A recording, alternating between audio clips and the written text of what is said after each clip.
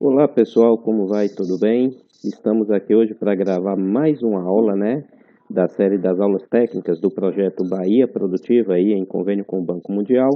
Aula que é voltada especificamente para os agentes comunitários rurais atendidos pelo projeto Bahia Produtiva, mas que também é disponibilizada pela plataforma YouTube para todo e qualquer produtor técnico que quiser ter acesso às aulas e também aos materiais apresentados nas aulas, tá? Bom, esse bloco de aulas, ela vai tratar única e exclusivamente sobre manejo nutricional na pecuária de leite, certo? Então, veja bem, este bloco de aulas, ele vai ser dividido em 4 módulos, tá? No primeiro módulo, nós vamos aprender a medir a quantidade de matéria seca e proteína bruta existente numa propriedade, certo? Seja ela em forma de palma ou em forma de pastagem.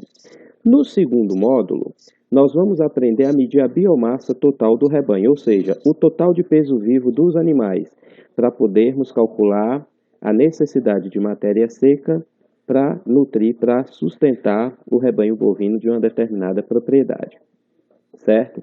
No terceiro módulo, vocês vão aprender a utilizar a planilha desenvolvida por essa entidade de ATER, o CEFORC, que faz o cálculo da dieta necessária para poder manter o rebanho ao longo do ano, tá? Essa planilha, ela evita vocês utilizarem papel ou caneta para utilização do quadrado de Pearson ou do método da tentativa, certo?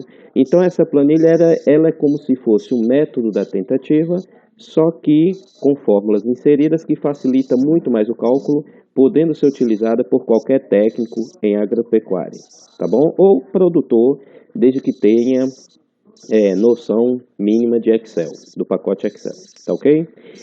E a quarta e última aula, o quarto e último módulo, será voltado para cálculo, da dieta necessária e para produção do documento que você vai apresentar ao produtor para que ele entenda como funciona, olha isso, quais as atividades que ele vai precisar executar e quais os alimentos que ele vai precisar disponibilizar ou acrescentar no coxo para os rebanhos, tá ok? Bom, a aula de hoje, que é o módulo 1, nós vamos fazer a medição da biomassa na propriedade, na unidade de produção familiar. E como eu faço isso? É simples, tá? Deixa eu abrir aqui uma pasta aqui, que eu vou apresentar para vocês. Opa, vamos lá. Então, como eu vou fazer? O primeiro passo que eu tenho que dar, vocês já assistiram a aula, algumas aulas nossas, que ensina como produzir croquis ou mapa usando o Google Earth Pro, tá? Então, o primeiro passo que eu vou fazer, quem não assistiu, só ir lá no YouTube e procurar que tá lá, tá ok? Basta aí procurar a aula Planejamento Produtivo, tá? Que vocês vão encontrar a forma como construir o mapa ou croquis da unidade de produção familiar. certo? Então, o primeiro passo, o que que eu tenho que fazer? O primeiro passo, eu preciso conhecer a propriedade em loco, ou seja, visitar, conhecer visualmente, certo? E em seguida, por meio de um aplicativo, Google Earth, medir o tamanho de todos os piquetes destinados à pastagem, tá ok? Então, eu tenho aqui, por exemplo, uma propriedade que eu acabei fazendo uma consultoria recentemente, e aqui tem o croquis da propriedade, onde vocês podem ver o tamanho de cada quadra, de cada talhão, de cada piquete, certo? Destinado à pastagem, a ser utilizado pelos animais para pastagem, tá ok? Então, vocês podem ver aí. Então, o primeiro passo é construir esse croquis. Construído esse croquis e os piquetes estando devidamente nomeados e divididos, seja por cerca ou seja de forma imaginária, óbvio, geralmente nas unidades de produção familiar pequenas, todos estarão bem divididos com cerca, né? Variando de uma propriedade para outra. Bem, fiz essa medição, eu vou identificar cada área, cada talhão, cada quadra, certo? Feito isso, eu vou iniciar a medição do total de matéria seca existente em forma de capim na pastagem. Olha bem, lembrando que se você estiver no período da seca, em junho, julho, agosto, setembro, outubro, etc., você vai somente, nos pontos que eu vou orientar como se faz daqui a pouco, você vai somente cortar o capim, colocar em um saco e pesar. E depois registrar isso em planilha específica, tá? Só que se você tiver no período do ano onde o capim ainda está verde, você vai coletar todo o material, colocar no terreiro para secar por no mínimo 10 dias, para depois assim você proceder à pesagem, tá bom? Para quê? Porque interessa a nós sabermos o estoque de matéria seca no pasto. E água não conta nessa medição. O animal precisar de água tem que beber na cocheira. Não interessa para a gente medir água. O estoque de água, embora dá para fazer isso também, mas não nos interessa medir o estoque de água em forma de palma ou estocada no capim.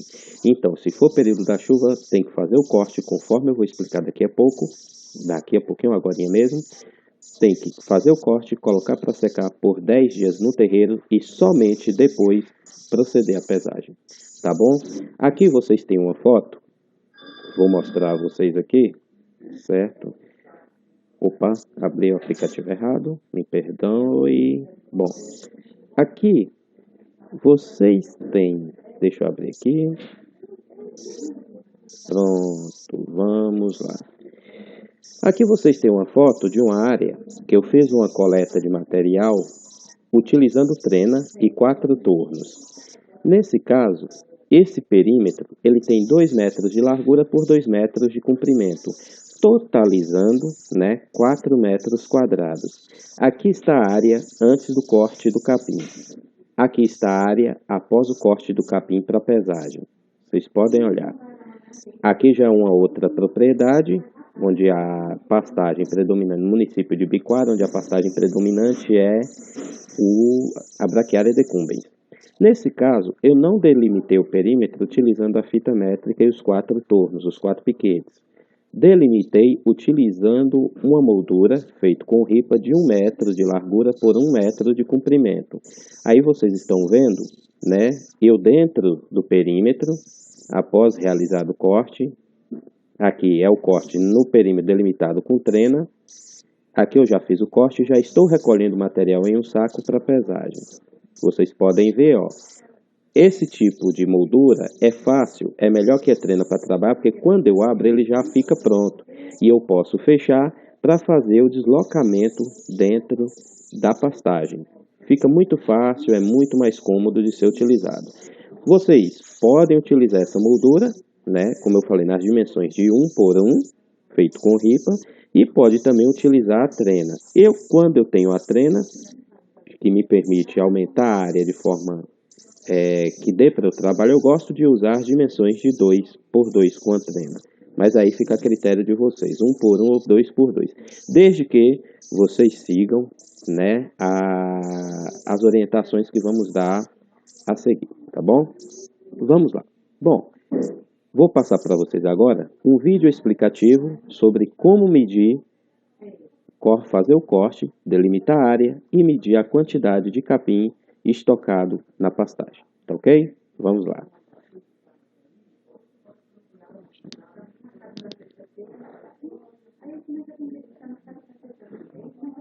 Opa, perdão, o vídeo estava baixo. Explicando novamente, aí está. Então, pessoal, olha só. Explicando novamente, aí está o ponto que eu vou fazer o corte do capim para pesar. Esse perímetro aí, ele tem 2 metros, 2 por 2, ou seja, 4 metros quadrados, certo?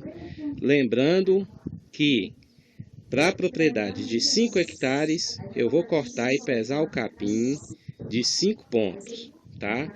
Para propriedades de 10 hectares, vou cortar e pesar o capim de 10 pontos. 10 pontos nessas dimensões, formando esse quadro aí de 2 por 2. E aquela questão, ou seja, para cada 5 hectares, 5 pontos, tá? Para propriedades independente do tamanho, desde que seja inferior a 5 hectares, vou usar também o corte e pesagem de 5 pontos como esse, para eu mensurar o estoque de matéria seca na pastagem, tá ok? Então é isso aí. Daqui a pouquinho a gente volta aí com mais explicações sobre esse processo, tá? Assim, detalhe, perdão. Eu vou cortar aí até a altura de 5 centímetros acima do nível do solo, para que eu não tenha um desgaste da pastagem, para que eu não tenha perca de broto, de gema de brotação do capim, tá ok? Porque é sempre interessante adotar um sistema de manejo que você não permita que o gado pasteje na área, como a gente fala aqui na região, até rapar a área. É interessante que isso não aconteça, ok? Vamos lá, daqui a pouquinho a gente volta com mais orientações. Muito bem, como vocês puderam perceber, né, vocês viram a orientação de como fazer a medição do estoque de pastagem, né? Opa, só um minutinho. Então, como vocês puderam ver, vocês viram aí como medir o estoque de matéria seca em forma de capim, de pastagem. Agora vocês vão ver uma sequência de 4 vídeos sobre as formas de medição do estoque de matéria seca em forma de palma.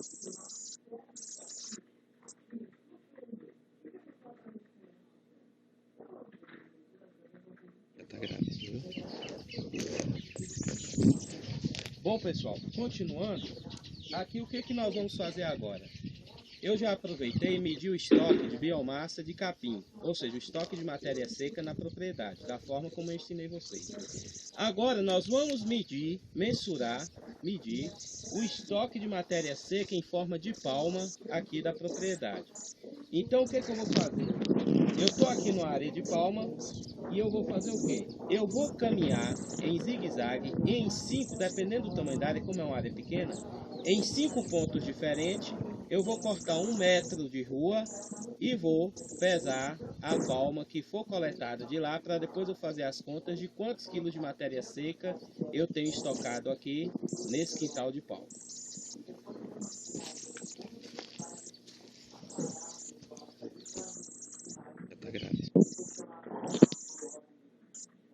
Então, como vocês puderam ver, vocês viram como definir as áreas, como definir os pontos para o corte da palma a ser pesada para posterior medição do estoque de matéria seca. Vamos agora para o vídeo número 2 sobre palma, tá? Sobre medição do estoque de matéria seca em forma de palma. Bom, pessoal, como vocês podem ver, eu medi aí com a trena no chão 1 metro linear de rua de palma. Vou fazer o corte para pesar e para marcar o ponto de 1 metro, eu fiz esse corte aqui em algumas folhas, ó, para fechar 1 metro linear. Agora o que é que eu vou fazer? Eu vou cortar essa palma e vou pesar essa palma para ver quantos quilos de palma eu tenho por metro linear de rua de palma. Vou repetir isso umas 5 vezes aqui, por se tratar de uma área pequena. Bom, então vocês viram aí quantas vezes eu faço a repetição para a área pequena. Então, o número de repetições para ter uma média mais exata do estoque de palma na lavoura vai depender do tamanho da área. Eu digo o seguinte, 1 hectare, 5 pontos. até 10 pontos, dependendo da diferença no crescimento e no desenvolvimento entre as ruas, certo? Mas é interessante que vocês possam fazer o máximo de medições possíveis para encontrar um valor mais exato sobre o estoque de palma na lavoura e, consequentemente, depois, o estoque de matéria seca na forma de palma, tá bom? Vamos para o vídeo número 3. O nosso companheiro está cortando a palma, certo? E nós vamos cortar aqui 1 metro linear, ou seja, vamos repetir esse processo 5 vezes, coletar o material que pesar, para ver quantos quilos de palma eu tenho por metro linear nessa propriedade. E depois medir, ver quantas ruas de palma tem, o comprimento de cada rua, calcular o comprimento total de todas as ruas de palma, para depois eu saber qual é o meu estoque de palma na propriedade, meu estoque de matéria seca. Muito bem, então vocês viram que após o corte, o que eu tenho que fazer? Eu tenho que pegar todos os dados das pesagens, né, somar todos os dados e dividir pelo número total de metro linear de ruas de palma plantada, para eu saber, primeiro, a média do estoque, né, em termos de quilo de palma por metro linear, depois multiplico pelo total de metros lineares da lavoura, tá? Para depois obter o total do estoque na lavoura. Detalhe, nessa propriedade, eu não expliquei no vídeo, mas nessa propriedade, ela tem 3 variedades de palma diferentes. Tem a palma gigante, a palma miúda e a palma orelha de elefante. Então, o que acontece? O ideal é que você faça uma medição para cada variedade. E depois de obter o total de palma estocado de cada variedade, você soma com o total das 3 variedades para você ter o total de palma estocado na unidade de produção familiar. Vamos agora para o vídeo número 4. Bom, pessoal, depois de cortado, o corte da palma tem que ficar nesse nível aí, ó. Você tem que deixar a mãe, a que deu origem à lavoura que foi plantada, e a filha, que é o segundo fluxo. Geralmente, depois da mãe, você vai ter mais ou menos aí 3 filhas. No segundo fluxo, você vai ter 3 gladódios. Bom, pessoal, depois de cortado, o corte da palma tem que ficar nesse nível aí, ó. Você tem que deixar a mãe, a que deu origem à lavoura que foi plantada, e a filha, que é o segundo fluxo. Geralmente, depois da mãe, você vai ter mais ou menos aí 3 filhas. No segundo fluxo, você vai ter 3 gladódios, aproximadamente. Lógico, isso vai depender muito das condições do solo e do manejo que você adotou para poder manter, para formar essa sua lavoura de palma.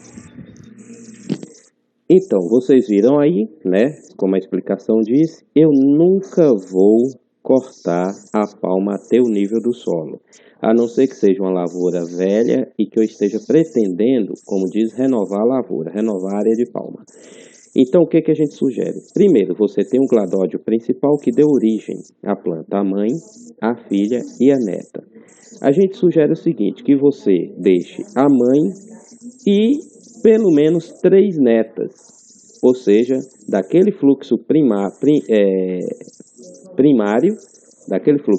que você deixe pelo menos 3 ou 4 netas, ou as netas que tiverem.